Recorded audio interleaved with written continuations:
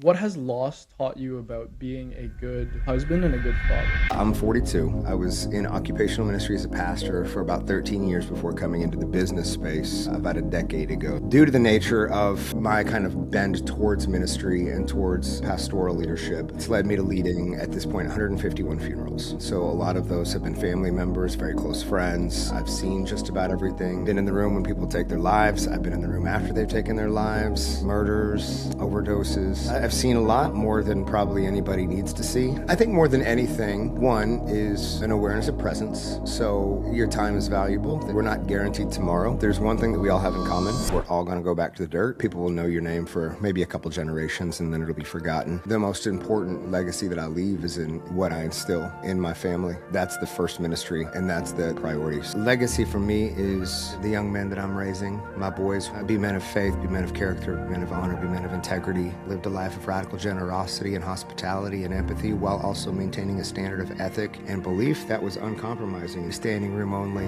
in one of the largest churches in the country because that'd be the only way that they'd be able to seat everybody who wants to come to my memorial service. And even in that, there's a line wrapped around the church 10 times. And it's not because I'm so great, just because God is so great.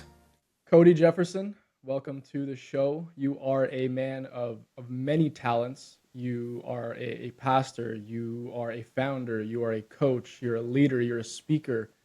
You've done more things, I think, in your life and experienced more things than 99% of human beings ever will. Thank you for being here. Well, that's quite the intro. Thanks, brother. Glad to be here. That's what I know about you, and hopefully over the course of these next 75 minutes or so, myself and the audience will get to know who Cody is deep down. Maybe not Yeah. I think you share on social media quite an authentic version of yourself, but let's Yeah. dive into it really, really deeply. So the first question I would love to ask you is, what has loss taught you about being a good husband and a good father? What has loss taught me about being a good husband? We're just going straight in, aren't we? Right, and Uh, we always do. so let's give everybody a little bit of context. So I'm 42. I was in occupational ministry as a pastor for about 13 years before coming into the business space about a decade ago. So we'll call that 23-ish years of Ministry? leadership of people. Yeah. So we'll just call it organizational leadership structure. Um, Again, some of that in the church, some of that outside of the church. But due to the nature of uh, my kind of bend towards ministry and towards pastoral leadership, it's led me to leading, at this point, 151 funerals. And so a lot of those have been family members, very close friends. I've seen just about everything. I've been in the room when people take their lives. I've been in the room after they've taken their lives, murders, overdoses. I've seen a lot more than probably anybody needs to see. Yeah. And so, what has it taught me? Your question was, what has the loss taught me about what being a husband and father? Yeah, those two I think are two of the Yeah, most important tenets of life as men. What do you yeah. think about that? I think more than anything, one is an awareness of presence. So your time is valuable. We're not guaranteed tomorrow. That there's one thing that we all have in common, and that is we're all going to go back to the dirt. Um, And so for me, it's making sure that there's an awareness to the presence around my family, make sure that I'm prioritizing them above anything else that we build. The things that we build will fade. Everything will go back to the dirt. People will know your name for, maybe a couple generations and then it'll be forgotten. Yeah. And so the most important, legacy that I leave is in what I instill in my family. So that's the first ministry, and that's the priority. So, outside of that, there's just a lot of ownership. So there's a lot of ways in which I have to really take care of myself because of the nature of what I experience, and that I'm the guy that people call when there's tragedy and when like a certain level of despair or darkness hits. And so I have to make sure that I keep my cup filled. I have to make sure that I take care of myself. Because it's pretty tough to pour from an empty cup, which is one of the things that kind of knocked me out of occupational ministry back in 2016 when I went septic. So, Yeah. Every time, the reason I ask these very emotionally insensitive questions in the first 30 seconds, let's say, is because the explanation you've just given there has given me about 100 things that I want to talk to you about and 100 Sure. things that I think we can dive into, even though I've obviously listed out some questions. But Yeah. the first thing you mentioned there was presence. Hmm. I think there's a lot of people that don't really fundamentally understand what that might mean for them. You can be present in your body, but oftentimes not present in the moment or present in your mind. So, what does presence mean to you? That's focused attention.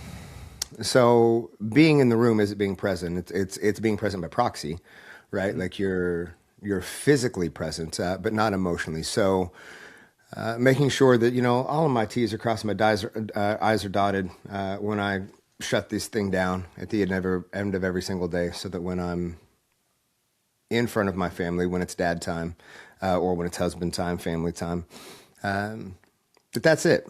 That's it. Now, does anybody ever fully shut it off? No. Like, this is some sort of weird level of obsession to grow and push things forward. And, in the conversation of business and leadership, and if you're in business, you should probably seek to grow your endeavors. Otherwise, I'm not really sure why you're in business in the first place. Mm-hmm. So do you ever really shut it off? No, but there are ways to create healthy boundaries so that you can maximize that time and presence. I'm not one that believes that I need to be around all the time. And I don't struggle with any guilt around working when I need to work, because my family recognizes, and we're so integrated in what we do, that the life that we have doesn't exist if dad doesn't do the things that he does. So but also in that, they know that when it's family time, I'm there. I'm all in. My boys know if they ever want to go out, throw the football around, go on a run, we just go fishing. We like to do simple things. It's Yeah. always going to be a yes.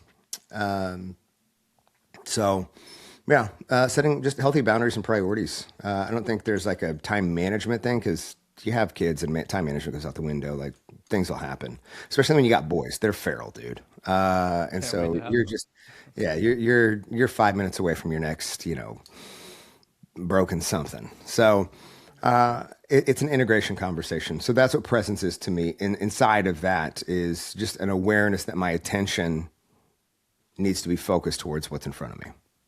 That actually is exactly what stood out to me the first time that I heard you speak, which was, in a community that I'm a part of. Hmm. I was probably in and around 11 or 12 months ago. You did, a talk where you talked a lot about, the stuff that we're going to talk about today, but presence was one of them. Being a successful business owner, but Yeah. not allowing your business to dictate exactly who you are. It's Hmm. simply a byproduct of, the effort that you put in, but you put Hmm. equal amounts of effort into the things that are more important. Yeah. So how do you do that? Maybe as a simple question. I know I have clients, you have clients who likely struggle heavily with the guilt of not putting in the hours they think is required for success, the 12, 13-hour days. Yeah. It's going to sound maybe really interesting, maybe not. I schedule everything. So Okay. everything has a time block in my calendar. And people may say, is it weird that, like, you schedule family time? Well, if it's not in my calendar, it's not a priority. That's kind of how I run my life. And I have to, I've got a portfolio of companies that I run a variety of roles, from CEO to president of another company to CMO of another company to director of operations and operating partner for another. So it's one of those things where everything runs in 15 to 30-minute increments. So I look at even time at the gym, even personal time. It's an appointment. My time with my kids, appointments. Again, which sounds odd, because these aren't 15 minutes appointments. These are like 3, 4, 5 hour stretches in the afternoons. Yeah. But if I'm getting on a call with you, like right now, we're doing this, I wouldn't just call you 5 minutes before and say, "Hey, dude, I'm not really feeling it today. Maybe tomorrow." But it's just not really. If I did that with my clients, if I did that with our board, if I did that with vendors or promoters or anything that we utilize inside of our companies, wouldn't be in business very long. Yep.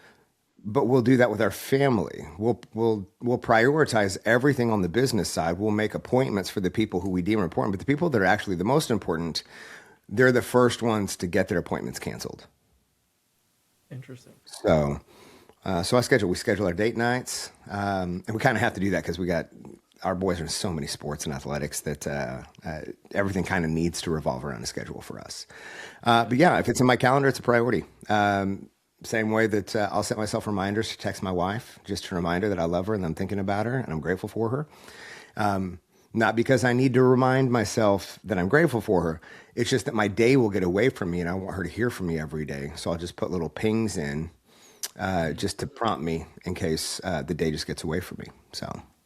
It's interesting that you mentioned being grateful and like having a reminder to be grateful. I was actually talking to a friend of mine about what I think is the difference between being grateful consciously and being grateful unconsciously. Mm-hmm. So many people need to like reframe the way that they're thinking about life. They're having those 13-hour days, day after day after day. The people in their lives are suffering from their lack of presence. And every now and then they're like, oh, but I am so grateful for the life that I'm living. And I challenged him because he said something to me like that. And I said, I don't think you actually are. I think that you're forcing yourself to think that you are grateful because you have set yourself apart from, let's say, the norm, but you're not acting in accordance with that. Right? And I think exactly what you just described is a beautiful way of being intentional about being grateful. It's all the intention. So the presence of mind to be intentional about the gratefulness, I think even ties back to what you're saying about the focused attention. Mm-hmm. You know what I mean? What do you think about that difference in gratefulness? Do you think that's something that resonates with you, or is that something that, you think doesn't make any sense? I don't think that it's something that I would necessarily spend a lot of time deconstructing. I think sometimes it's useful. I think other times we just like to hear ourselves talk and sound smart. Do I think that there are different levels of gratitude? Sure. Do I think that we can express gratitude extrinsically while maybe feeling discontent intrinsically? Sure. Do I think that we can be grateful and still desire more? Absolutely. Can we be grateful and be in discontent with where we're at? Sure. So I don't think it's an either or. I think that gratitude is a heart posture and it's an awareness. I'm a Jesus guy, so I would always say like awareness to what God has done, is doing, will continue to do. And so, bringing about an awareness to even just be mindful of where you are that 5 years ago you couldn't dream of, or as a kid. I was raised in a little trailer, and it was great. Like I had a really fun upbringing. It was very different than most people because we lived out in the middle of nowhere in the country, and it's so interesting to me because now everything is bigger, bigger, bigger. So you could consider me fairly successful on paper. I've done some cool things. I work with a lot of cool people. God's been really gracious. And one of the things that comes with that is consistent comparison. So everybody's got to have the bigger house, more supercars, or, whatever you're into. I got no issue with any of that. None. Yep. I think it's all cool. I just prefer to drive old trucks because I've been a licensed mechanic for a couple decades, and I like to be under the hood of things. It quiets my mind. But, I look at our house, pretty modest in comparison to some of my friends on the East and West Coast, right? Because we're just smack in the middle of Oklahoma. And it's really easy to think sometimes like, man, I'm grateful for this, but we got to go bigger. We got to really, why wouldn't we? We can afford it. But then I think about the little kid in me who's like, dude, we've got this house. Like each of your kids have their own bedroom, and you have guest bedrooms, and you have a game room, and you have all these trucks. We did that. Mm-hmm. So, can you be grateful, want more? Sure. Can you be grateful, be discontent? Sure. For me, I try to create an awareness around recognizing that all this is going to, again, it's all havel, which is smoke, vapor, meaningless. It's written about in Ecclesiastes. But we get to assign meaning to it. That's the cool thing. So that's the gratitude for me. It's just an open awareness to what God has done and is doing, and not losing sight of just the real beauty of what life is right now and what He's brought me through. Do you still compare yourself to other people who might be, close to you or farther ahead than you? Because, you mentioned like you have done incredible things. You are Yeah. successful on paper, and comparison, I think, is like a natural human thing to do. Yeah. But it's also crippling for a lot of people. Yeah. Yeah. That I have mentors who I model a lot of things after, and I pay them, I invest with them. They're friends, but I also invest with them because I want some insight that kind of, I never want it to breach the friendship zone. Like if I want actual insight around some, whether that be building portfolio or scaling companies, or have you been married for 30 years, built, $1 billion net worth, and all your kids love you and everybody's well adjusted. Like how did you do that? How did you maintain that level of intimacy with your family, and being a man of faith? So my mentors all kind of share similar qualities. My ADHD just kicked in, and I forgot what you just asked me. The issue of comparison, it's crippling for a lot of Oh people. yeah. Is it still So something you deal with? yeah. So no, but I don't. I'm running my own race. I don't think about. I wish everybody well. I hope everybody's doing really well. Comparison is just a fool's game. You're always going to come up short, and there's always going to be something that you're behind, and it's all self-imposed. None of it actually matters. And so, no, if I'm going to compare myself to somebody, it's going to be somebody that I am comparing in a good way, in a way that like I'm wanting to model something. But I'm never looking at somebody on the internet who's maybe in a similar lane to me that has more stuff, because typically behind the scenes, they're calling me anyways because they don't have peace. So, and that's just the way that it is. I think one of the things that I have that is why so many in market reach out to me to walk with them, and it's very kind of pastoral in that nature, of the guys who are doing 8 and multiple 8 figures, sometimes 9 figures, is not because of my business acumen. It's just because I've been able to build what I've built, and I'm just me. I'm not trying to impress anybody. Could care less what you think about me. The results speak for themselves. We're just scaling companies. I don't have to look a certain way to do that. I'm going to be who I'm going to be. I'm going to act like how I want to act. I'm going to love God unapologetically. I'm not going to use profanity. I'm not going to drink. I'm not going to cheat on my wife. I'm not going to do all the things that market says is really cool to do or that is justifiable. I'm just not your huckleberry on that. So I find that when you start comparing yourself to the outward version of who you think someone is, the problem is you don't have a reflection of their internal. And so you don't know the stress, the weight, the lies that they're carrying. And so I've just been behind the scenes too long, and I've worked with too many people, got no judgment towards any of it. That no, buddy, I just run my own race. I just stay in my own lane. We build our companies. We have a lot of fun doing it. I just focus on being the best dad, husband, and leader that I can be. And, staying in good shape and keeping a wrench in my hand, and we're good. Where does that come from? That quiet internal conviction and confidence in I am who I am, and the opinions of others don't really matter or dictate who I am. I used to be addicted to affirmation. It almost cost me my life. I went septic in 2016, 17. Just because I couldn't say no. I was a pastor and I was walking through a lot of loss, and it got pretty traumatic. Like I saw a lot of things in a short amount of time, things that never ever leave you. And it was all things to all people still, and I loved my season of ministry. Don't get me wrong. I loved it. I just didn't know how to say no. And I wasn't sleeping because of all the trauma that I had seen. I was having night terrors. So I was sleeping maybe 1 to 2 hours a night and just running on adrenaline and never had a break. And, your body, you might be like, I'm built different. Yeah, you might be, but your body's not. And so my body shut down. It ended up going,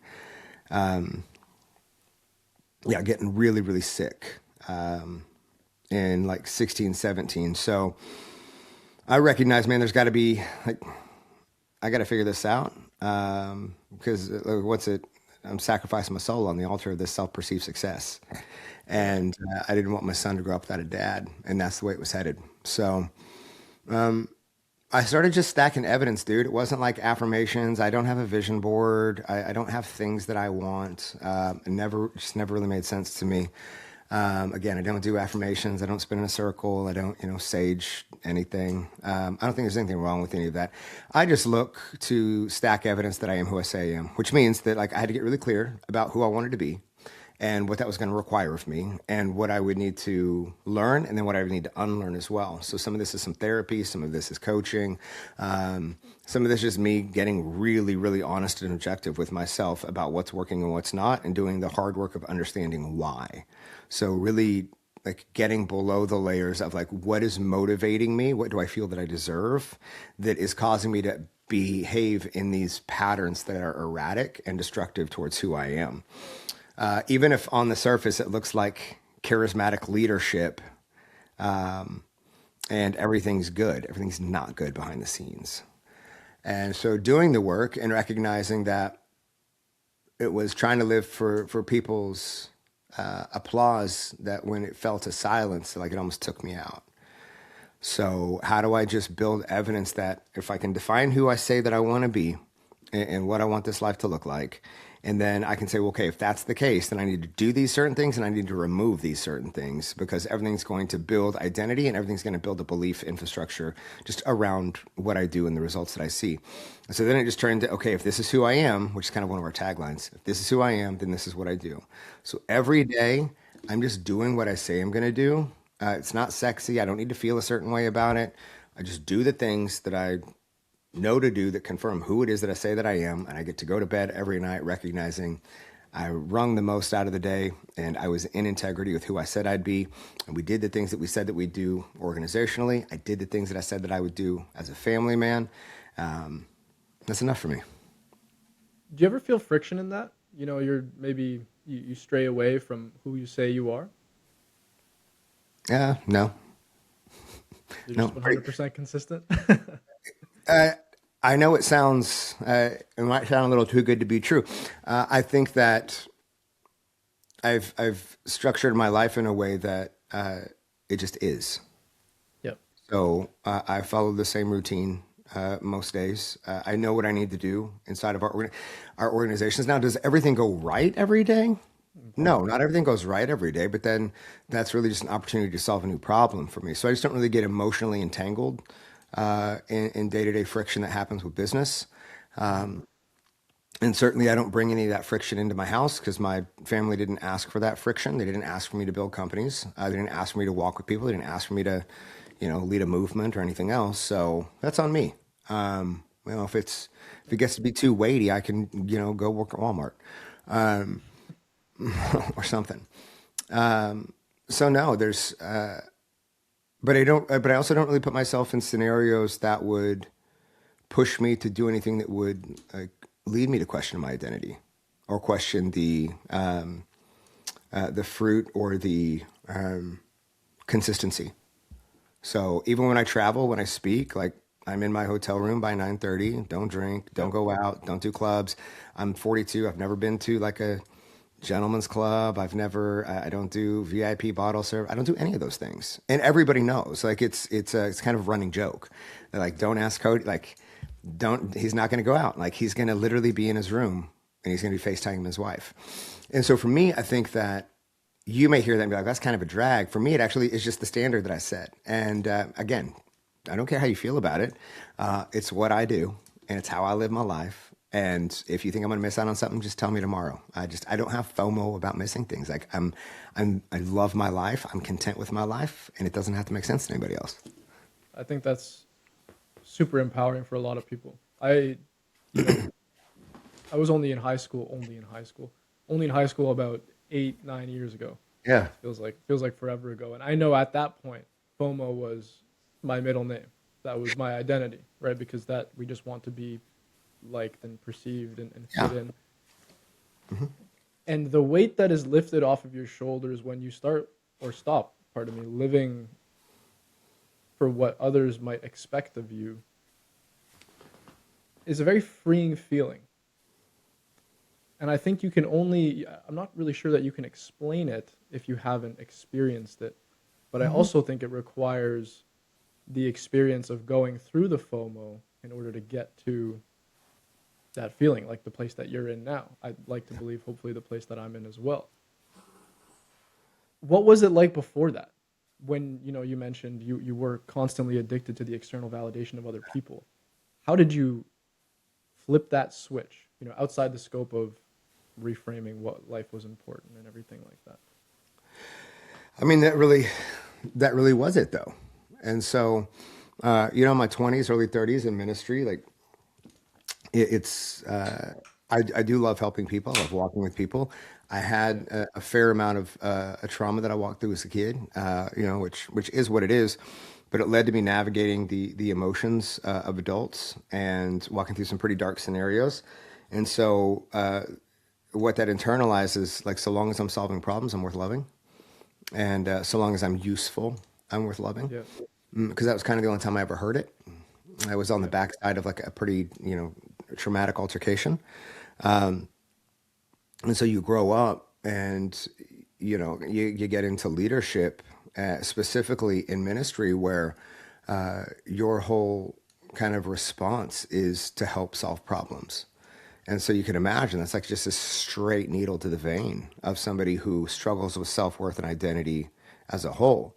And I think it's interesting because I think a lot of people in ministry actually have walked through some amount of trauma in their early childhood life, which I think sometimes leads to that kind of altruistic positioning of serving others, because it does kind of meet a need intrinsically of some maybe unhealed things that are going on, or healed that now wants to reflect in a way that looks like service and empathy.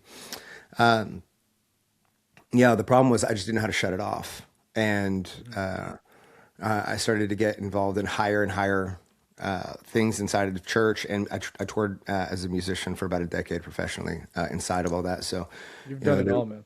there was, I'm 5'6", don't ask me to reach the top shelf.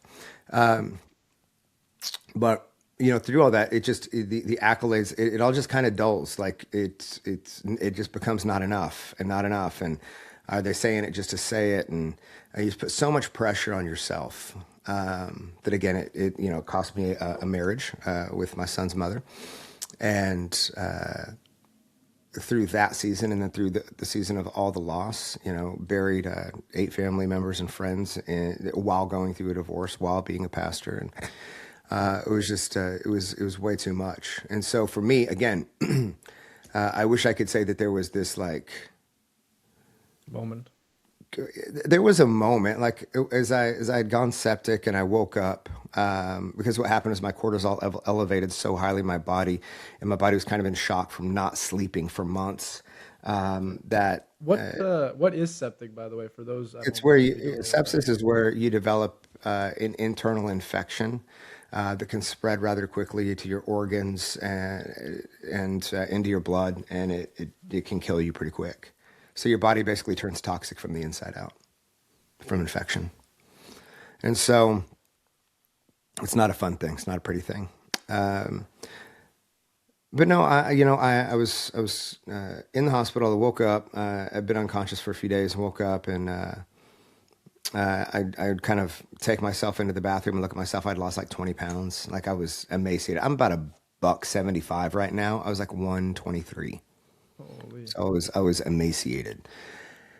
And nurse came in, and I asked her, like, because I've been making hospital visits since I was a kid, dude. My grandfather was a deacon in the church, and so we were always making hospital visits. And as a pastor, you're always making hospital visits. So I asked, because I knew people knew I was in here. I'm like, how many people, like, who's come by? And she said, nobody. And which is all right, but it just led me to the understanding that, like, dude, nobody's coming to save you. Like, you can pour everything out for everyone. And for what? For no one to show up for you? Like, and if no one's going to show up for you, which is not an indictment on anyone, it's Yeah. just a fact. Like, if you can't rely on them, you're going to have to rely on yourself. There's nobody else. There's nobody else in this boat that's going to row you to shore. Yeah. So that kind of started the process of looking at myself in the mirror and asking the question that kind of has become a cornerstone, which is what needs to die in me to become the man that I said I would be. Hmm. And so it was just a very pragmatic thing of like, okay, well, let me define who that is. Let me do some deep work, mostly therapy and finding the right therapist. Hmm. I had no idea about coaching at this point. That was new to me. Uh, and my therapist was amazing. Her name's Alina, and she is just an absolute rock star. Helped me understand in ways that made sense to me. I'm not one to like just need to lay down and talk. Like I need to Hmm. understand why I think the way that I think so that I can rewire the way that I think. And so her very analytic approach to how and why I was creating the chaos in my life that I felt that I deserved was very useful. And then from there, dude, it was just kind of putting one foot in front of the other. It wasn't sexy, it wasn't glamorous. I didn't start like my first company and do 7 figures in 7 weeks or anything else like that. I didn't look at myself on the backside of all of this and say, you know what I should do? I should be a coach because I've got my like to hell and back story, and that's all. Like, it was never. I really like the whole coaching thing. I was flipping Harleys out of my garage. I was, cutting hair. I've been a licensed barber for the same amount of time I've been a mechanic. So I was cutting hair out of my front room, doing guitar lessons, vocal lessons, piano lessons, making websites for people. I was doing anything I could to make my monthly burn because I wasn't a ministry. And as I was sharing online kind of my experience and the experience of loss and kind of what I was struggling with in like identity transition. I'm not a pastor anymore. It's all I've known since I was 19. I'm not a husband anymore. I'm not even a full-time dad anymore. Like everything just felt really upside down, and people started resonating with that, kind of started going viral. People started reaching out, asking if I could help them with things. And that's kind of how the coaching thing started, was really just people reaching out because they were in kind of a similar position of wandering. And so, I think most human beings are in a position of needing answers to questions they don't think or they can't find the answers to themselves. sure. Well, More so now than ever, especially with everything going on. I would love to dive deep into maybe like, can you describe to me the emotion that you were feeling when you were going through that time in the hospital, right? From having an identity of someone who was solely, I am the person that helps people. Like that is what I do. That is my whole identity. To, the nurse telling you that nobody had come to visit you. So it's like an entire slap in the face and a complete 180. Can you tell me or tell the audience as well, like what was going through your mind? Like how did that yeah. feel? When I do want to honor that I did have a couple friends that stayed with me, and it was actually my son's mom who took me to the hospital when I was sick and made sure that I got the care that I needed. So it wasn't that nobody cared. It was just like from a church perspective, Yeah. uh, nobody showed up. Um, and so your question on the backside of that is emotionally. Yeah, emotionally, how does that feel to give so much and then receive in return so little? I think maybe it should have felt harsher than it did. Okay. But it didn't. Like there was never I didn't hold any ill will. I wasn't frustrated. Did it hurt? I think it hurt a little bit, but it didn't devastate me. It more just confirmed that I needed to transition out and I need to kind of figure myself out. Figure out why I'm so bent towards being needed. Hmm. And why that was so central to my confidence, or the mask of confidence. Yeah, talk a lot So about that. yeah, well, so it wasn't that I was like, was I bummed? Sure. Did it like create any like dark night of the soul? Nah, You know, nah. fair enough. The whole identity thing there. I think you mentioned it the first time we spoke, and you talk about it on social media sometimes about how getting into ministry, becoming a pastor, wasn't necessarily because your faith was so strong and this you felt called to do. Is kind of somebody put you in the position who's like you are the cornerstone type of person that would do this, right? And it kind of defined the next decade, if I'm correct in that. Sure. What was it like getting into maybe something that you weren't called to, but was right based on what other people were saying, and then maybe feeling the fracture of, is this actually me? Is this what I'm meant to do? Which part are you talking about? Ministry? You're talking about coaching? Like which part? I think ministry, because the coaching came later, if I am understanding Uh-huh. Yeah, correctly. but I got in ministry full So, time when I was 19. Yeah. and maybe I'm totally misunderstanding the way you explained it to me the first time we spoke, but when you got into ministry, that was because somebody else had kind of said, like, you are the archetype of the type of person who would be a Yeah. minister. Is that accurate? Yeah. Yeah. Like I Yeah. What loved was can people. Yeah. You want me to go into like how that happened? Yeah, walk us through how it happened, and then we'll kind of get into maybe Okay. how to deal with that. Maybe not being the perfect fit internally for you, Yeah. if you know what I mean. Yeah. Well, I think there was just so many things that I didn't know that I didn't know. Like me talking so openly about like affirmation addiction and needing to be all things to all people and like trauma that I didn't know how to describe, or that could even be something that was like creating like an antithesis of what I actually wanted, or what I hoped to experience. I didn't have any language for that at this time, right? So I didn't even. Yeah. That's hindsight. 2020 is always the backside of awareness. So at 19, I was managing a garage. I was in college, and the owner of the garage kept trying to get me to go to church. I grew up in the church. Grandparents did a really great job of taking us when we were kids. Just kind of fell out when I was in high school. A lot of it just didn't make sense. I just didn't really feel like I fit in. Everybody else's parents were married, and they had a house that wasn't on wheels, and so you're just kind of the odd guy in a small Baptist church. Just didn't quite make a lot of sense. So, anyways, I'm managing this garage. The owner is like wanting me to come to church. No thanks, appreciate it though. He's like, well, we're gonna extend the one of our bays into like a restoration bay. So basically, we're gonna take old cars, make them new again. And he's like, so we need to talk about that. Can we go after the garage shuts down on Saturday night? No problem. So we go to coffee, but the coffee's actually in a coffee shop. Or sorry, the coffee shop's in a church. So I was a little annoyed, but it was the first time I'd ever been in a church like this. It was like 5,000 people. The coffee was good. I grew up like you don't bring drinks into the sanctuary. The worship was like a rock concert. I'd never seen that before. It was just the pastor comes out, like he rides a Harley. I'm like, I ride Harleys. He kind of shares a story, kind of resonated with me a lot. And for whatever reason, he just really took a shine to me. And we met that night, and we spent a few hours, like randomly spent a few hours together, which in that culture doesn't really happen because when there's so many people, you can't really make time for that many people. You would just be there all night. But for some reason, we just really locked in. And he just saw something in me that I don't know that I saw in myself. He saw someone who could lead effectively. I didn't have that, high calling moment that some people talk about.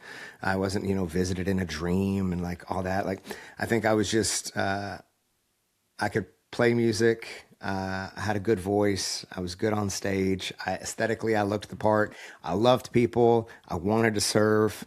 And so all of those pieces just kind of fit together into this like kind of perfect archetype for like pastoring megachurch.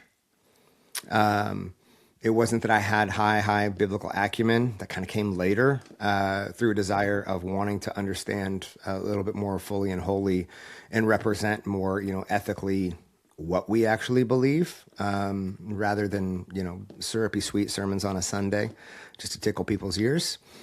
But yeah, in the beginning, it was just, I was good at a few things, and it fit the bill for what was needed.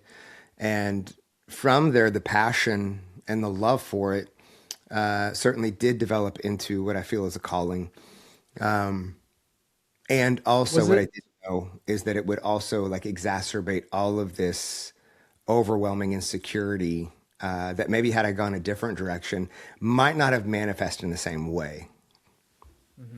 was it because you said like it felt like a calling? Do you think it was a calling to the faith, or was it a calling to what it is you were doing in order to communicate the faith, or maybe both? No, like I already had my faith. That wasn't, I had a relationship with God. So it wasn't that side. I think that what I mean was, and I use the term calling loosely because I think that in our culture, in the Christian culture, I think that gets a really bad rap. I think we make a commodity out of that and purpose. Like we write books around like purpose and calling, and they all work until the next book comes out, and suddenly you thought you had it, but you've missed something. So I think it's just like we've done a really good marketing. Personal development does the same thing around purpose. Like, you know what your purpose is until the next book comes out, and then you're just one more funnel away until you actually know. So I think calling is this really interesting intersection of ikigai is kind of similar to this, that you have like passions, things that you're keep you up at night. You have things that you're just naturally good at, and then you kind of have like what does the world need right now, and where those three intersect. I mean that's where our calling comes from. It's like a deep seated passion. It culminated with the gifts that we have in a way to serve the world that makes sense. And so I could do all of these things. I loved doing all of these things. I was good at doing all of these things. That 13 years of ministry seasoned in me the skill sets that were already kind of naturally there, but really sharpened them in a way that couldn't have been done any other way. I do get asked, like from a communication standpoint, how is it that anybody at any time can call you to talk on something and you need no notes, you can just go? I'm like, well, for 13 years, I spoke 5 times a week. Like that's a lot of time and reps for Yeah. 13 years. It's a lot of time and reps. And so, yeah, even on the business side, help me understand leadership and organizational structure, hiring, firing, volunteers. I mean, even if you look at the church, it's a business like anything else. So your top of funnel is your Sunday morning experience, followed by trying to get them into like an as the webinar, and then at the end there's a CTA, which is the raised hand, and then we want to get them on an MRR, which is the tithe, and then we also got to have healthy retention. So we need small groups, but now we need an affiliate conversation component to this, so we have special events. And so all of it, like, I'm not trying to water down the beauty of the church. I'm just saying they're not so far removed. And so all of it prepared me for what I'm doing today. And I would say what it did is it just seasoned me more in how I walk with people, because I have such a background in theology. And because those 13 years really did season me to walk with people through just about any experience that life can throw at you. Was there ever a time when you were doing the ministry that you felt as though your identity had lost what it was you thought it was? You didn't feel, the calling word is maybe whatever, but you didn't feel this passion anymore, and you started to question what it was you were actually preaching or what it was you were actually doing. That never, no, that I was always very fulfilled in what I did in ministry. It never led to that. The rising escalation of pressure that was placed on me, that was coupled with never hearing good job, started to create a very interesting vacuum that like sucked the self-worth straight out of me. So it was more, it devolved into me consistently and constantly questioning like if I'm good enough, why I'm not good enough, which then like devolved into why would God choose me, which then devolved into this kind of, you almost become like not paranoid, but kind of that like you're just not good enough. Because if you were, certainly somebody would say something. And that's not a dig or an indictment on anybody that I worked with or for. I would say I don't know that we do a really great job of acknowledging and celebrating and kind of giving leaders their flowers. I think we just expect them to lead, Yeah.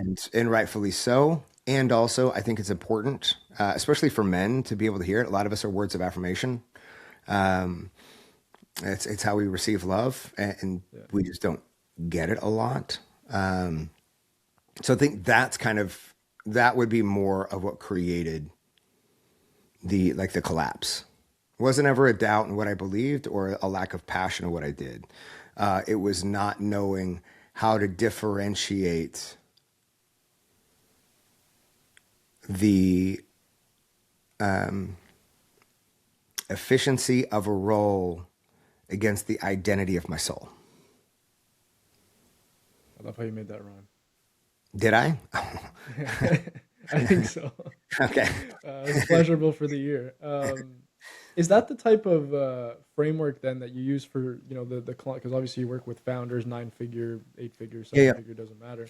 Um, they're all successful in their own right, right on paper. Oh. We're gonna determine success by finances, and a lot of these people feel a sense of not loss but confusion around like, okay, I've achieved this now. What's it all for? Is that kind of, you just tie it back into the experience where you felt lost and you're like, you need to have this purpose? Yeah, I mean, I think that and I'll just speak for men. I'm not going to try and mansplain anything for women. I'm not the smartest guy in the room, but I'm smarter than that. But so I'll just speak for men. I think that, when men lack purpose, it's like a ship without a rudder. And so certainly tying back into why do we do what we do, understanding why we're building what we're building, what the purpose and the function of it is. So I mean, even if we're just talking in terms of, I think your question was in terms of like, business and maybe feeling disconnected. So we have to go back to why we built it in the first place. And a lot of this is just certain things unlock at certain levels of success that you really don't know until you get there. I work with a lot of companies that are kind of stuck between, like 8 to 11 million AR a year. And for so much of that, it's typically not a lead flow issue. Like TAM can substantiate market growth. It really is like leadership. It's key man risk. It's founder dependency. It's like everything worked up to this point without a whole lot of system and process. So we actually don't know how to hire well. We don't know how to lead effectively. We know how to micromanage, and we know how to kind of stay in key man risk of nobody cares as much as me. But so much of this is like adopting the identity of a true leader and CEO versus an owner operator who's kind of got his hands in everything. So a lot of this that when I'm serving guys, a lot of it is it sounds campy and coachy to say identity work, but really it is like helping to forge new pathways of leadership, to understand how we grow effectively and what the implications are from that. And then if you are able to then leverage time more in your favor, then what are we actually doing with that time? Because if we're utilizing that time to just stay in the business and not really allocate any of that towards our personal endeavors or our family, then we find ourselves just consistently stacking more and more for the sake of efficiency and the sake of scale into our schedule, and without proper accountability to that or boundaries around that. It's where kind of a lot of burnout happens, just because you start doing things that you were never called to do.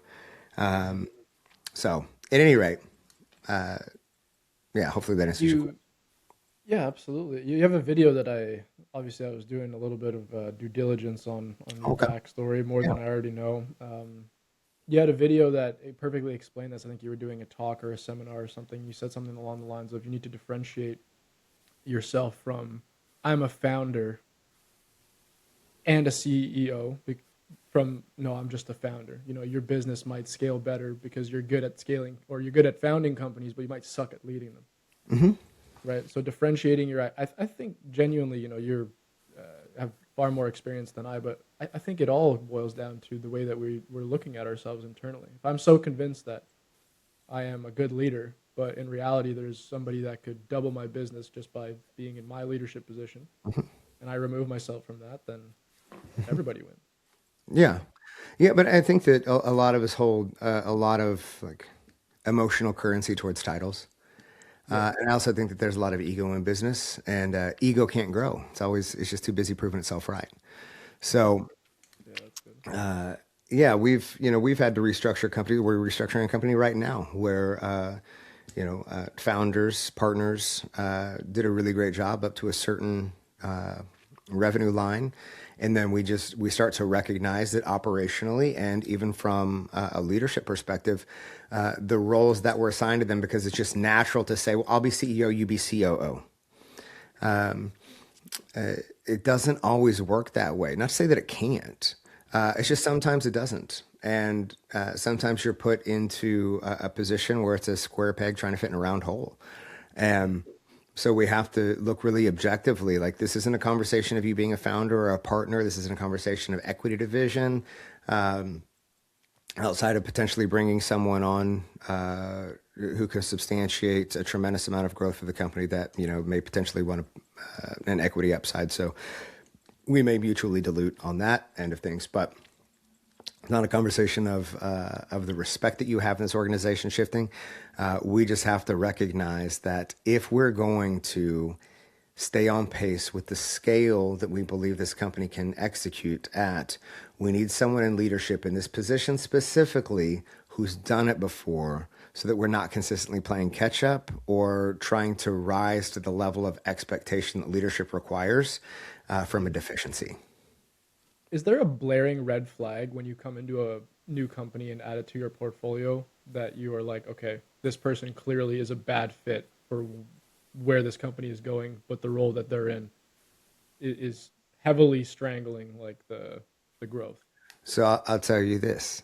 I would never add a company to my portfolio if there are glaring red flags. So through the consulting process, which is what we always do first before I ever step into a company at a foundational level or an equity level, Yeah.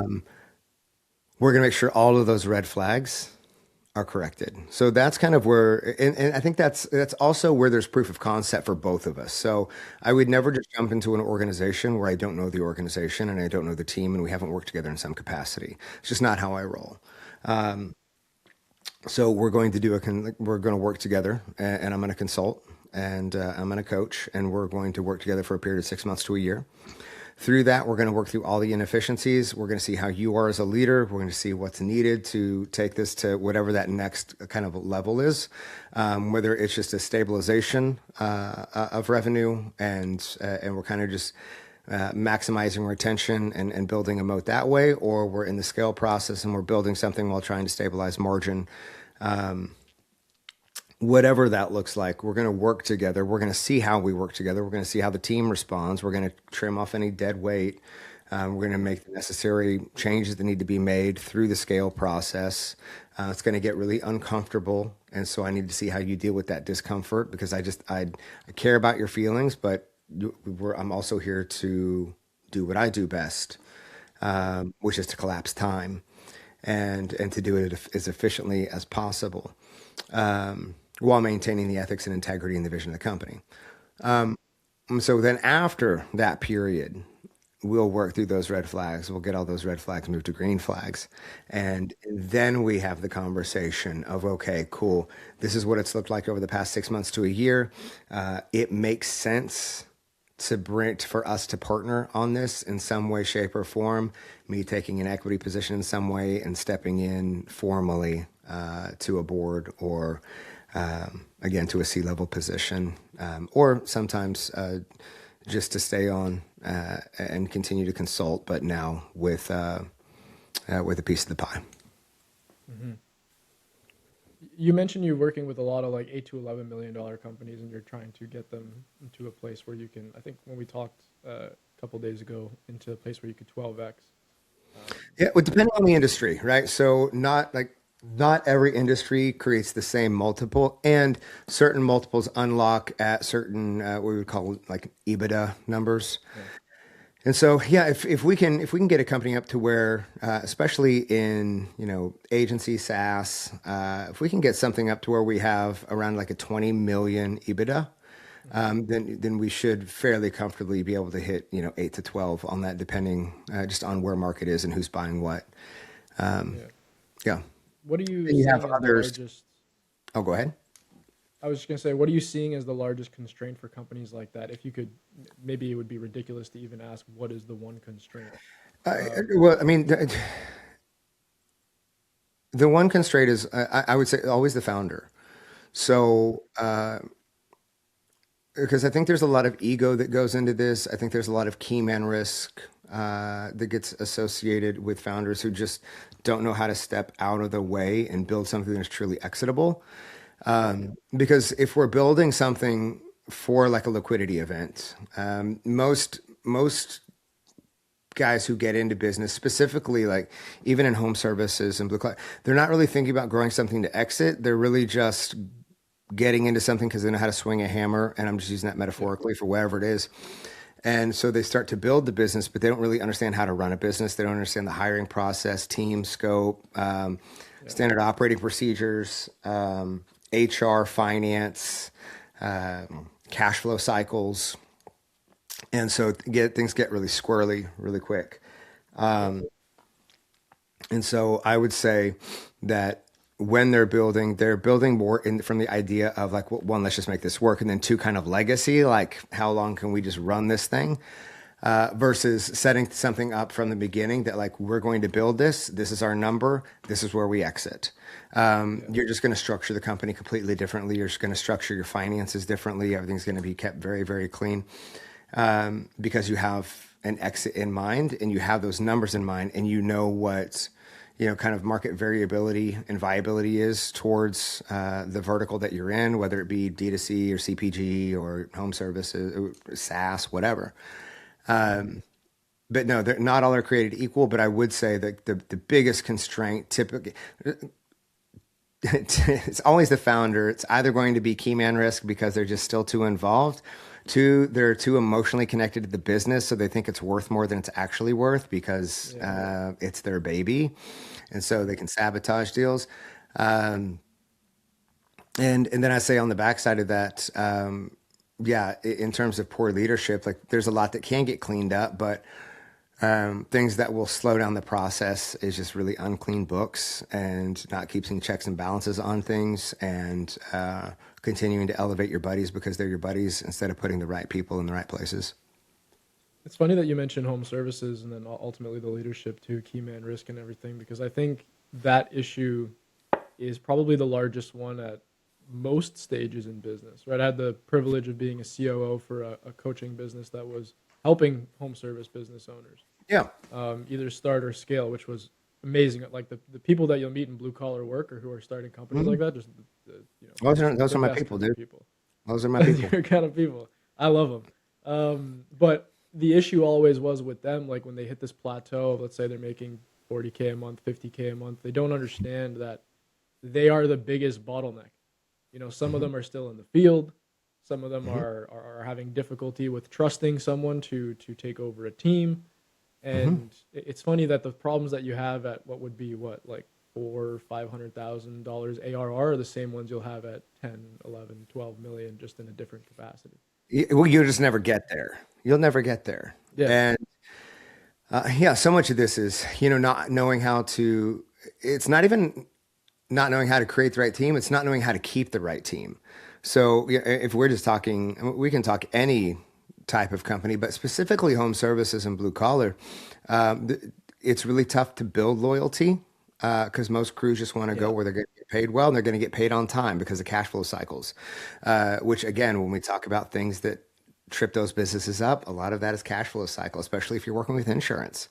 If you're not getting paid out 30, 60, 90 days post a job being done, but you have to come up with, operational expenses and material and finding crews, but then you can't pay those crews because you're upside down and over leveraged because you've maxed out, trying to front all the capital for the job that's not going to pay you for another 90 days. Like it's a great way to burn out the people that might otherwise, love to serve you and work alongside you. So some of this is, not knowing how to build culture. Some of this is not knowing, how to read your books and understanding financial literacy. Some of this is staying in the field too long. Some of this is recognizing that maybe you're really good at, talking to neighbors and finding deals organically that way, but I can't scale because now again, we still have key man risk. And so then it's like, what are you going to go get a bunch of knockers? And so they're just going to door knock, but if they're not trained properly or effectively, that's going to be a loss. So then do you want to start running traffic? There's just so many things that I think that they don't like. They're just good at swinging a hammer and think, I've worked with somebody who did this. I can do this. And it's not that you Yeah. can't. There's just a lot more to it. Yeah, Yeah. absolutely. I think there's a lot of ego at play, like you mentioned before as well, in those specific roles. Like Well, yeah, you they just took us, like a bunch of roughneck bros. yeah, they took a step from, Yeah. they took a chance on themselves, to start this blue collar business. This is at all business levels, not just home Yeah. services, and it became let's just say successful, right? They replace their income and then some, maybe substantially. And then to Mhm. take themselves out of the running of the business is heavily ego focused. And I've dealt with, you probably have as well. God knows how many people who don't have the capacity for self reflection of like, I am the problem. Mhm. Yeah. What would you kind of say to those people?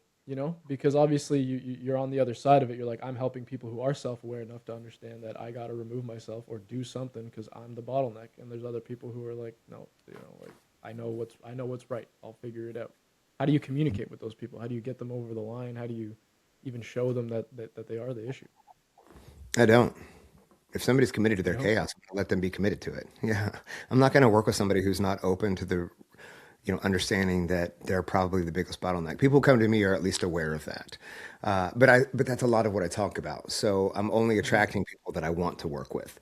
No, if somebody's committed to their chaos and they don't want to hear from me, any accountability that's not asked for, Tristan, is always going to be perceived as a threat.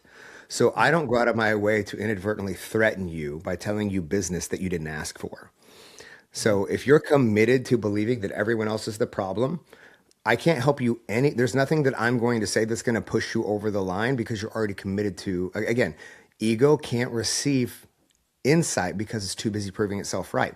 Anything that I Yep. say is just going to continue to irritate you, and you're going to think that I'm trying to justify a narrative that isn't true for you, which is why Mhm. the response is always, dude, you don't know. You don't know me. You don't know how this is. I mean, maybe you're a unique snowflake. I totally get that. God made you like just uniquely as you are. But if you back up, this is all just a bunch of frickin' snow. It's all the same. Business is the same. Leadership is the same. This is not complex. Building infrastructure in a company is not complex. Marketing is not complex. People are complex. Running teams is complex. Building culture that actually means something, getting out of your own way, removing key man risk. That's objectively harder. Business, simple. That's an engine. That's easy. Learn how to Mhm. work on an engine and you can do anything in business. Seriously. That's why I believe every man should have an old truck and a motorcycle because it gives you something to work Absolutely. on objectively, teaches you patience, teaches you to think critically, and you can't get pissed at it. It's just an engine. Mhm. But when Doesn't you have can get feelings. to when you get to that point, well, then your business no longer has feelings, and you recognize all the emotional constraint is tied up in one, your dependency in wrapping your identity around this thing, two, the ego that you have that you're out past your skis, but you won't admit it, and because your ego has you flexing in every room that you're in, you can never get the help that you need or that's required because you've built up a facade and narrative that like we can't help now. Nobody can minister to a mask. Mhm. So, any rate. What about maybe like a different manifestation of the same issue then? Like people who are successful, right? Like let's say you've got a business owner who's doing like 10 million ARR Okay. and they think that they're managing symptoms correctly on both sides. They have this balance, right? But in actuality, there's a huge amount of suffering in the family side, the present side, the things that are going to leave a larger legacy than just the business. What's the tell for someone like that? How can they see that they have this issue? How can they feel it? So typically when they come to me, they're already feeling it, which is why they're so deep in the business in the first place, because they really just don't know how to confront the fact that they've kind of made the business the wife and put the family on the back Yep. burner. Dude, most of the time, these are good, solid dudes, man. This is not intentional. Nobody sets out to like destroy or segregate their Mhm. family from their emotional experience. That's, No. I've not experienced that to this point in 23 years. Um, that would be, sociopathic. Yeah. What you do have is guys who all we really know is to work hard. And especially like if you're coming up and you don't have a ton of business experience, like the whole culture is like you hustle and you figure it out and you work. And now that we have like a never ending sea of information on YouTube and countless white guys on podcasts trying to mansplain how to do everything in the world because we're some sort of self-perceived experts on absolutely nothing because nobody knows anything. We're all just figuring it out in real time. But you have this never-ending access to information And so you start binging that information because you want to be better, but you actually don't really have a formal plan of where to start or where even the bottlenecks are because you've never been here because you're not aware. And so what happens is you just keep putting more time and more time and more time. And then you start to recognize, my wife's distant. This is frustrating. But most of us don't really know how to communicate well. We were never really taught that. We were taught like providing is love. And so now that my wife's distant, I don't really know how to talk to her. I know she's pissed. I'm just going to leave her alone. So I stay in my office longer. I continue working. So now I'm driving that wedge even further, not because I'm trying to. I just don't know how to handle kind of the mess that I've created. And now I feel so guilty because my kids have just basically stopped asking me to do things. And now I feel like tossed away, like I feel kind of invaluable. So now I don't even know how to repair that relationship because now I'm the kid again who wasn't picked for something because my kid's not picking me. So now that hurts. So now I create this weird distance there, and I don't want the distance, but I don't know what to do with it. It's never clean. It's never, oh, I just decided to shut my family out. It is this slow burn of every day just making a choice. And it's the choice to do the thing that creates less confrontation so you drift. And so what we do is we have to build the confrontation. We have to create the objectives of, hey, we're going to confront this. You're going to talk to your wife. You're going to own all of this. You're going to own this to your kids. And what's interesting is a lot of times that's all, not that that's all that's required, but it's a really great first step. Kids are a little bit more resilient. Kids will, they're just excited that you're around again. With your marriage, it takes a little bit more time to restore some of that broken trust. But I found again that, at least for the men that I serve and walk alongside, their women love them. And they recognize the stress and the pressure. Most of these women like married these guys when they had a dream and an idea, but barely two nickels to scrape together. And so they made something of themselves. So they recognize the pressure exists and they can see it in their husband. They just feel lonely. And so when we can solve for that, it creates a really healthy experience. Are you a genuine believer that this type of confrontation and work and the understanding of what's going on in the back of your head that's dictating the way that you feel in present times is the most important work that a human being can do? Outside of spiritual work and understanding what you believe and fundamentally why you're here, I think that might be, but also I have a belief system that creates a very particular narrative around eternity. So I would say that probably for me, just based off of my worldview, would be the most important thing. But certainly secondary to that would be, yes, to do the work of understanding why you do what you do and what the payoff is and why you seek that payoff and why you seek the things that you believe you deserve. Because that's why we do everything. Is it's all like, why do I deserve this? And it's a very interesting question to ask yourself, and it can take you down some pretty deep rabbit holes. I'm a big believer in doing those things sober. Some people, lick frogs and do other things to kind of find their whatever they're looking for. Their inspiration. Yeah. I'm not going to lick a frog, but you can. But, whatever that looks like for you, I think is the most important work, because the things that we don't transform, we transmit. And specifically, if you're married, if you're a leader, if you have kids, you're informing their reality. And so we need to make sure that we do the best that we can to dress and tend to our wounds so that they heal, so that we don't bleed on people who didn't cut us. That's a really powerful statement. This might be a question that you're not comfortable with answering because it would be speaking on somebody else. But the person who people around my age, people younger than me, especially when it comes to entrepreneurship, have looked up to with so much passion has always been Alex Hormozy. Right? Oh, sure. Because of the way he communicates. Yeah. There's this doctrine of work hard. He has the volume negates luck. Mm-hmm. But as we've seen, he had that thing with Tony Robbins, which I think a lot of people impacted a lot of people's perception of him in a positive way, maybe some people Sure. negatively. What we thought was this doctrine of work hard turned into, he clearly was casting aside feelings that he hadn't confronted. I would love to just know your blanket opinion on maybe his journey. He's achieved incredible things, but did feel lost now at a certain point. Listen, I love Alex. Talked to Alex yesterday. Uh, Alex is going to be dad to an amazing boy here before too long, and I'm super stoked for him. I have all the respect in the world for Alex. There's some things that we see a little bit differently, but we also had different belief systems, and yeah, I've had a family for the past, over a decade. So we're in different seasons of life.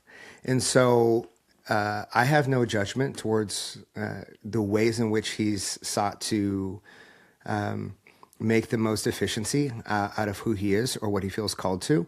The ways in which his brain works are incredibly fascinating to me as somebody who does value academics and who does value intellect. I love the way that he thinks. I think a healthier representation even is he just did a podcast with a gentleman named George Janko. And so they had a conversation around faith. And it disappointed me a little bit because it felt like most Christians of like just trying to emotionally get somebody to commit to something that like logically they're just not going to buy into. But it gave you a real frame as to why Alex is the way that he is. And it's not because he's unresearched. It's not because he's ignorant to things. It is because he is a man who is genuinely on a search for what truth means for him. And so I have no judgment towards that. I think that for me to, life is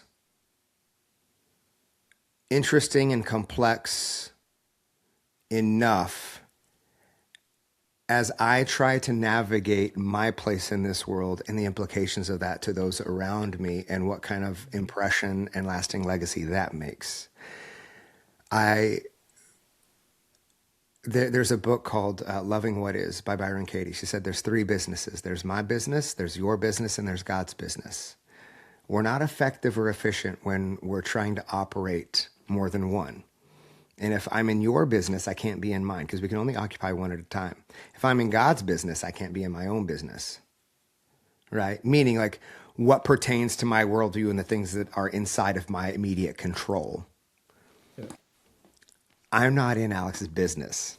What he does, how he views the world, his culture of outwork, and it legitimately, it is of no consequence to me. It is what works for him. It is what has created what he deems to be incredible success in his life in a metric that he values to measure. Do we have the same measuring metrics? No. So like I can't judge him against something that I like.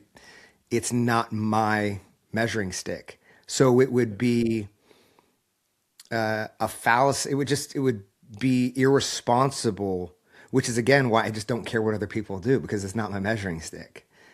So Yeah. everybody wants an opinion on Alex. I love Alex. I think he's doing amazing things. I think he and Layla are in for an amazing season as they enter parenthood. And I think it will change things. I think it will change the dynamic of who they are and how they live and move and how they're being. And also, I think that Alex is, it's not going to thwart the work that he's done academically, and I don't mean on paper, just the work that he's done in himself to build the worldview that he has. It's not going to stifle the success that he's created or that Layla's created. Yeah, I don't. I think they do what works for them, and I Yeah. think that's awesome. They don't want to live in Oklahoma, drive old trucks, and live a Yeah. rural life. Exactly. I don't want to live in Vegas and run an acquisition company. You Yeah. know, but we can agree that we both like mustaches, tank tops, and denim shirts.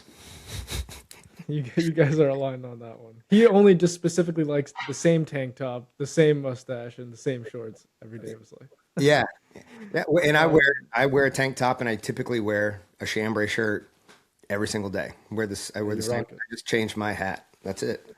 You rock it, man. I think that's a huge lesson to take away from. Yeah, like, this what's it entire matter? conversation. Why, like, what's it Yeah. matter? What's it matter what he does? What's it matter what, I don't know, who's somebody else that y'all like, love to go on and on about? Andrew Tate. Do I care what Andrew Tate does? I could care. I don't know the guy. I don't care. Do I care what Grant Cardone? Nope, sure don't. Had dinner with Grant many times. We've been a part of some of the same fundraisers. Love them. I think they are up to some amazing things out in Miami. Do I want his life? No. So why would I compare my like? I'm not going to compare my fruit to his fruit because we're growing different trees. Yeah. I I think that is the lesson to take away from it, because when like a lot of us younger people, we're getting into online business, we're getting into business as a whole, and we're searching for answers that we don't, or we're searching for answers to the questions that we don't know how to answer ourselves. And so we naturally go to the people who are, let's say, at the top of the totem pole. And as a result of searching for those answers, not only do we, let's say, apply their framework to, let's say, success, but we then measure ourselves relative to their success. Yeah, which is like absolutely irresponsible Yeah. because you can't measure your success because look how far ahead they are. Like it's a straw man argument. It's one that it will always consistently put you in like a negative state of emotion because you're not going to catch up. There's just not, market isn't even the same to be able to, like, you're playing a different game. Like you're taking advice from the people who wrote the books. Don't expect to become the author of a book that's already written. Yeah. I think it's the measurement of what the goal is too. So like I'm sure you deal with this with your own clients, but I had a client who hit a certain milestone in business and he started comparing himself not in the measurement of success but just the work ethic of Alex Hermosi. He was like, dude, I'm not working hard enough.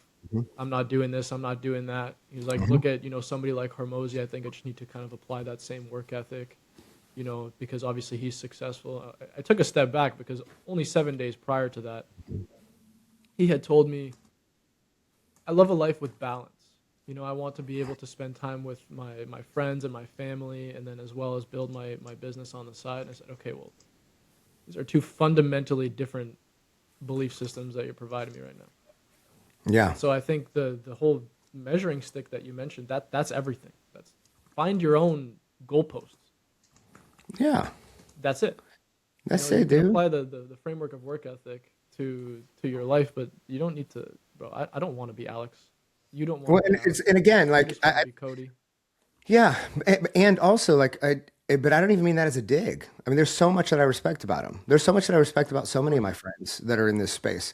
Uh, I just have I really enjoy my life, and I think like that's what, like everybody's trying to catch him in this like modality of like, yeah, but you don't really enjoy this, which is just a projection. What are you talking like? Why? Because you wouldn't enjoy it? Like, Yep. what do we like? You're just looking for some sort of reasoning as to why you don't have what he has so that you can justify your experience. That's incredibly like silly and immature. Yeah, I think he genuinely loves the As you path he's should, taking. as you should genuinely love yours. And like we should get to the point that we're not talking about how other men genuinely enjoy their lives. What an absolutely narcissistic, weird place to be where we jump on shows to discuss men we don't know, that you don't know, that the audience doesn't know, that tries to live vicariously the people who do know them, like asking about their lives and personal capacities, like why? Go live yours. Hey, you know what? After this podcast, go build a life that other people will talk about rather than making the focus of things talking about other people's lives so that you can compare where yours isn't. It's just silly, Mhm. in my opinion. No, I agree with you. I completely agree with you. Speaking of path, then to end off this beautiful conversation, Yeah, dude. what legacy are you attempting to leave? Man, end of this life, we're gonna wring the most out of it, and we're gonna make Jesus famous. And I love the companies that I build; they're all faith centered. And but I'll tell you, man, the legacy for me is that the young men that I'm raising, my boys would be men of faith, be men of character, be men of honor, be men of integrity. be men who recognized their dad didn't do it perfectly, but he owned it every single day, and every day got better and was committed to that. Lived a life of radical generosity and hospitality and empathy, while also maintaining a standard of ethic and belief that was uncompromising. In the middle of that, at the end of this life, that there would be standing room only in one of the largest churches in the country, because that'd be the only way that they'd be able to seat everybody who wants to come to my memorial service. And even in that, there's a line wrapped around the church 10 times. And it's not because I'm so great. It's because God is so great. And there was an impact made through either content or one of our endeavors that changed somebody's life, changed the marriage of a couple that whose kids just want to shake my kids' hands, and let them know that their dad made a difference in their families. And so that would be it for me, brother. I have no intentions of leaving some, large inheritance, like work ethic and understanding business, and certainly setting them up in whatever they want to do to start, giving them a little leg up. But I think the content of their characters far more valuable than some nest egg or anything else. So at any rate, we're just building integrity over here and doing the things that we say that we're going to do. And at the end of that, we can build a movement through 126, which is our, brotherhood and men's movement, to help reconcile and restore men in leadership in their home first, and then in marketplace and in their communities. Can't ask for more. I have to say, as someone who's had the privilege of having only a couple of conversations with you, I think that everything you just mentioned, you exemplify all over the place. Thanks, man. That, I think I've been very intentional about surrounding myself and hopefully being able to have more conversations with people like you, whose values I admire and that I believe most people should admire. Not the material, but the internal, maybe. Is a good way of putting it. Where can people find you if they desire to either reach out to you for consultancy, help answer questions, the Brotherhood you mentioned? Yeah. The fastest way is probably just like shooting a message on Instagram. It's kind of the platform that does the best for us. So it's just Cody Jefferson. You can find me. You can find me. I've got a website. You can email me from there. You can message me on Facebook. Don't message me on LinkedIn because I'm just not going to check it. Or if you ever find yourself in Oklahoma, shoot me a message and we'll throw a steak on for you and you can come eat dinner with us. Amazing. Thank you, everybody, for listening. We will, I'll link all of Cody's socials down in the description, and then, how you can get in touch with him, as well as the movements that he's working on. One of the best conversations I've had probably in recent history. So thank you again, Cody. Seriously. Hey, bro, it's an honor. Hopefully we can do it in person at some point. I'll come down. I'll have a steak. Come on, dude. We'll put you on a horse and a Harley. Hey, second time on a horse, it would be first time on a Harley. So. Well, there you go. Come on. We'll do it. Amazing, man. All right. Thank you guys for listening. I will catch you guys in 2 weeks.